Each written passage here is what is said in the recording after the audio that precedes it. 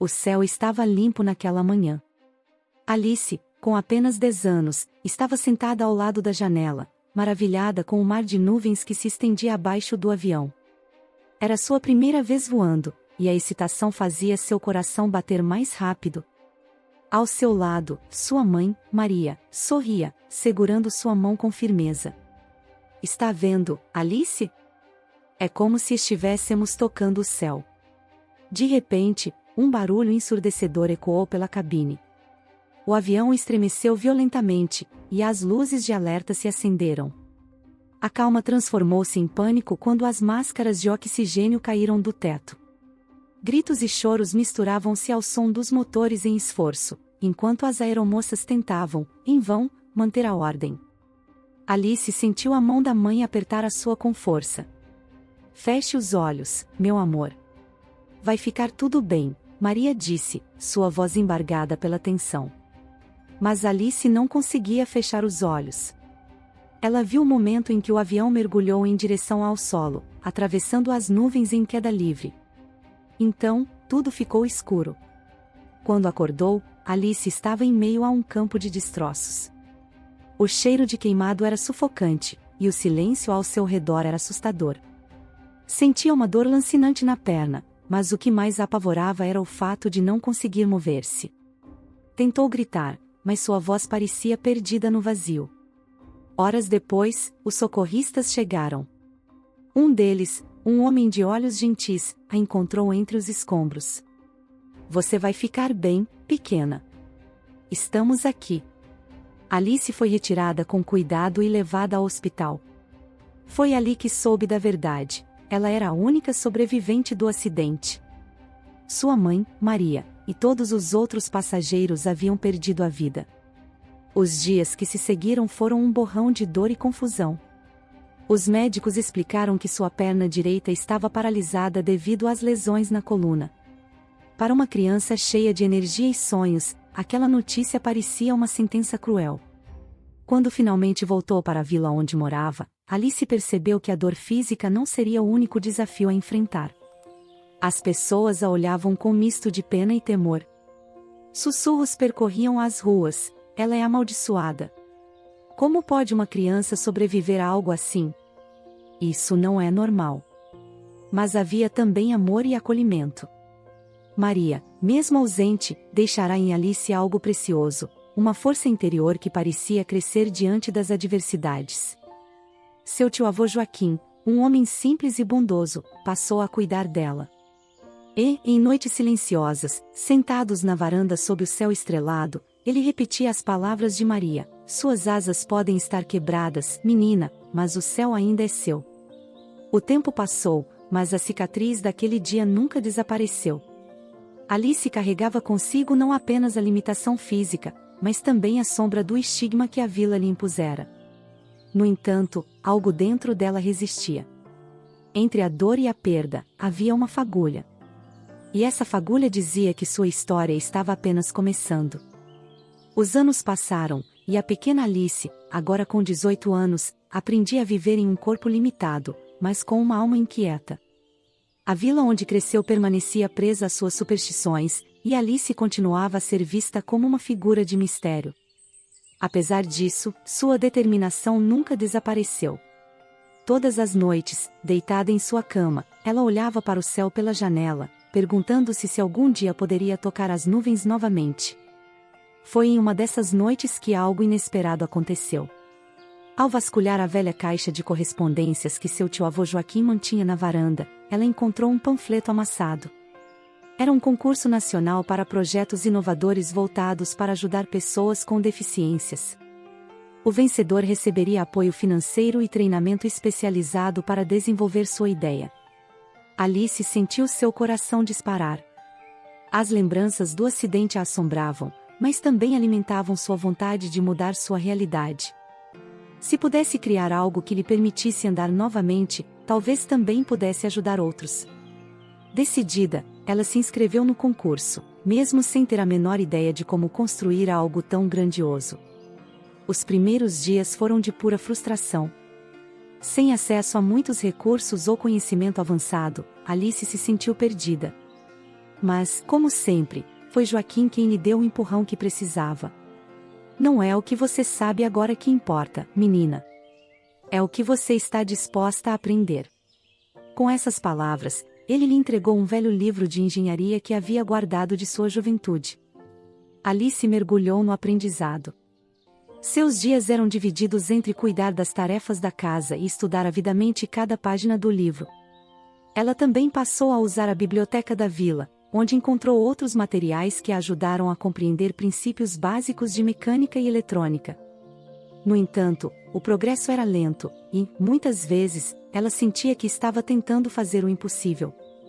Foi durante uma de suas visitas à biblioteca que Alice conheceu Daniel, um engenheiro aposentado que havia se mudado para a vila há alguns anos. Ele era um homem recluso e carrancudo, conhecido por evitar contato com os moradores. Ao perceber a dificuldade de Alice em entender um diagrama complexo, ele, inicialmente, apenas observou de longe. Mas algo na determinação daquela jovem o tocou. Você está lendo isso errado, disse ele, pegando o livro de suas mãos.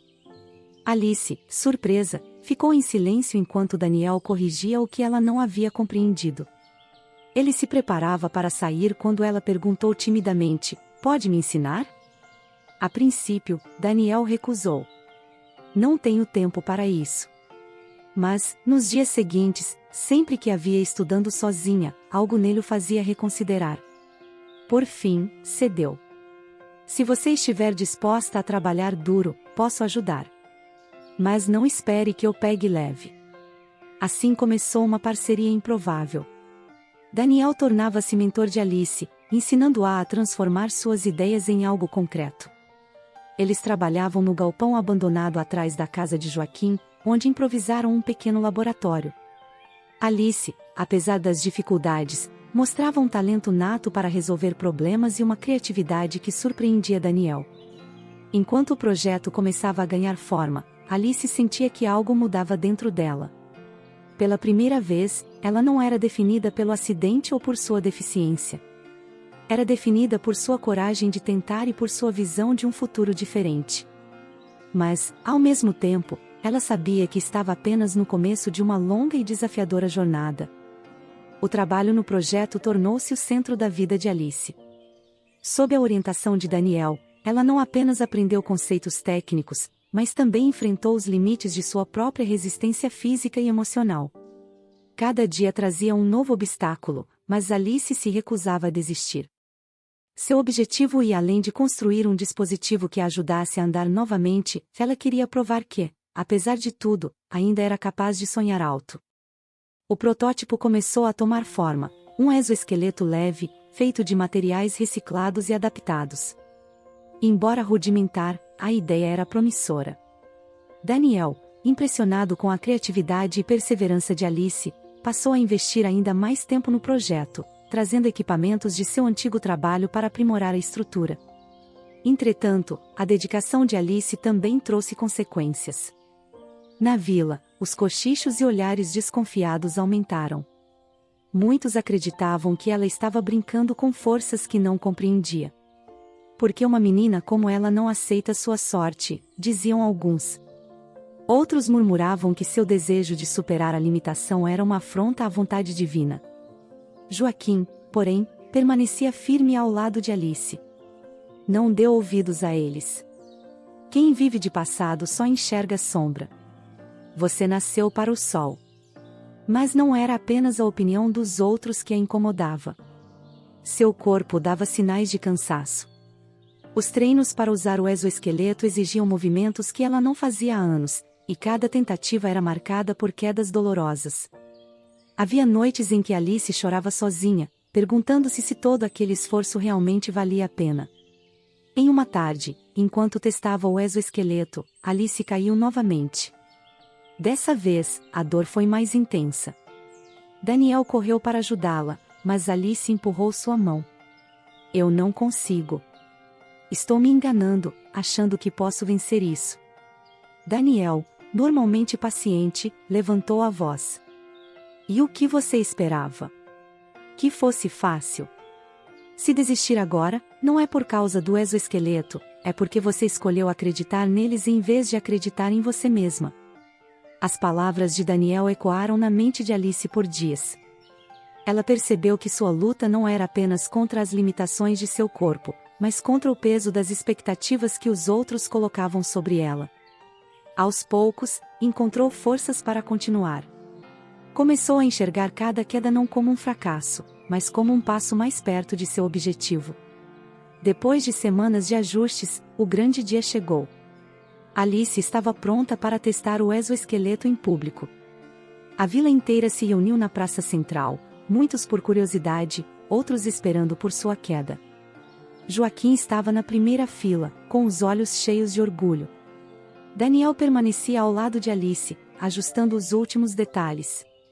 Com o coração acelerado, Alice deu o primeiro passo. O exoesqueleto rangeu, mas respondeu. O segundo passo foi mais firme. Então, o terceiro. A praça ficou em silêncio enquanto Alice caminhava, lentamente, até o centro. Quando parou, olhou para os rostos incrédulos à sua volta e, pela primeira vez em muito tempo, sentiu-se leve. Naquele dia, Alice não apenas deu seus primeiros passos com o exoesqueleto, ela mostrou a todos, e a si mesma, que a determinação pode desafiar qualquer limite. Contudo, ela sabia que ainda havia um longo caminho a percorrer, tanto no concurso quanto em sua jornada pessoal. Mas, pela primeira vez, não sentia medo. Sentia esperança. A repercussão do teste na praça não demorou a se espalhar. O feito de Alice atraiu atenção além dos limites da vila, e o comitê organizador do concurso a convidou para participar da etapa final em uma grande cidade. Era a chance de mostrar seu exoesqueleto para especialistas e talvez conseguir o apoio necessário para aprimorá-lo. Porém, o convite trouxe também novos desafios. Alice nunca havia saído da vila desde o acidente.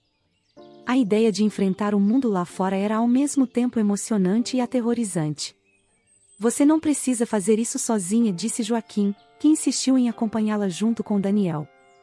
Juntos, embarcaram em uma jornada que parecia tirada de um sonho distante.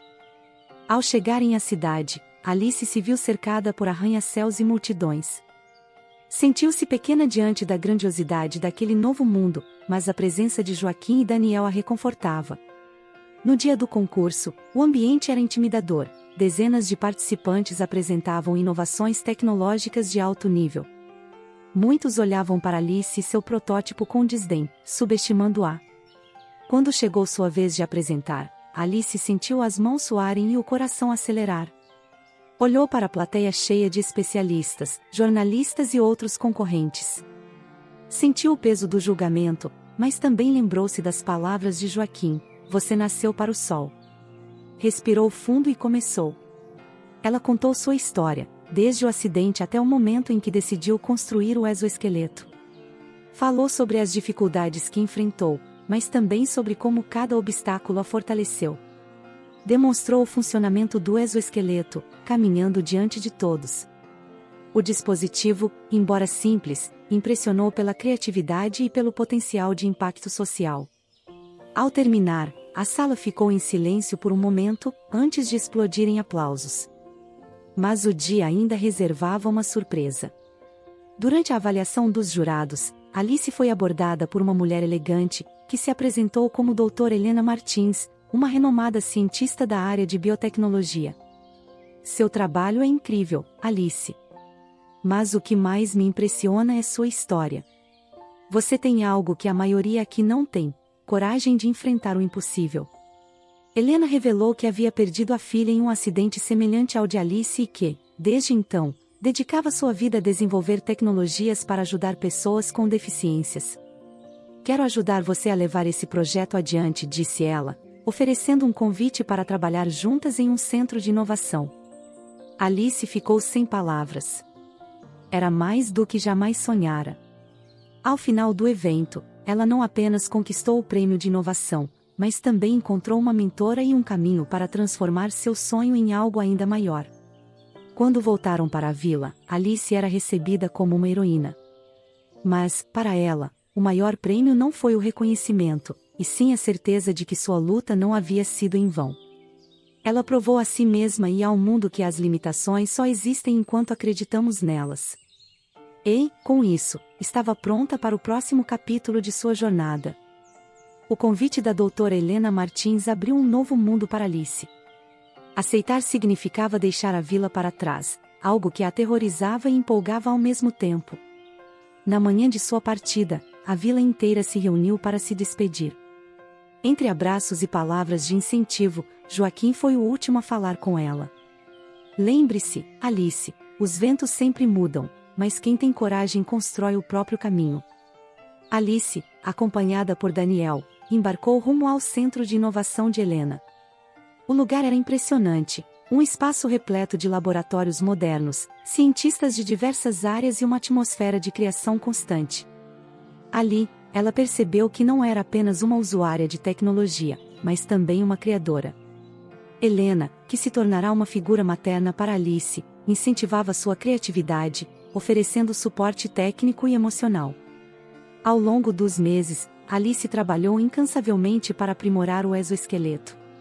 Cada melhoria não apenas aumentava a eficácia do dispositivo, mas também aproximava Alice de seu verdadeiro objetivo: tornar a tecnologia acessível para outras pessoas em situações semelhantes. Ela sonhava em levar os avanços para quem mais precisava, especialmente aqueles que, como ela, tinham sido desacreditados pela sociedade. O momento de maior realização veio durante uma apresentação em um congresso internacional. Alice não apenas apresentou sua invenção, mas também compartilhou sua jornada de superação. Sua história tocou corações e inspirou outros cientistas e investidores a se unirem à sua causa. Com o apoio recebido, Alice fundou uma organização dedicada à produção de tecnologias acessíveis para pessoas com deficiências. Porém, o sucesso profissional não apagava sua conexão com a vila e com Joaquim. Em um final de tarde, depois de anos de trabalho, Alice voltou para sua terra natal, desta vez em um carro adaptado que ela mesma ajudara a projetar. Foi recebida com a mesma hospitalidade de antes, mas agora com olhares de respeito e admiração. Joaquim, mais velho, mas ainda cheio de energia, a esperava com um sorriso caloroso. Caminhando pela vila, Alice percebeu o quanto havia mudado, não apenas no ambiente, mas dentro de si. Cada pedra no caminho a moldara para se tornar quem era, uma mulher forte, resiliente e cheia de propósito. Naquele momento, ela entendeu que sua jornada não era apenas sobre recuperar a capacidade de andar, mas sobre inspirar outras pessoas a acreditar em seus sonhos, não importa quão inalcançáveis possam parecer. Enquanto o sol se punha no horizonte, Alice olhou para Joaquim e disse: "Agora entendo o que você queria dizer sobre construir o próprio caminho. Obrigada por nunca desistir de mim." Ele riu, emocionado. "Eu sabia que você chegaria longe, menina. E, pelo visto, isso ainda é só o começo." E, assim, Alice percebeu que sua história de superação não era apenas sua. Era de todos que ousaram sonhar, mesmo quando tudo parecia perdido.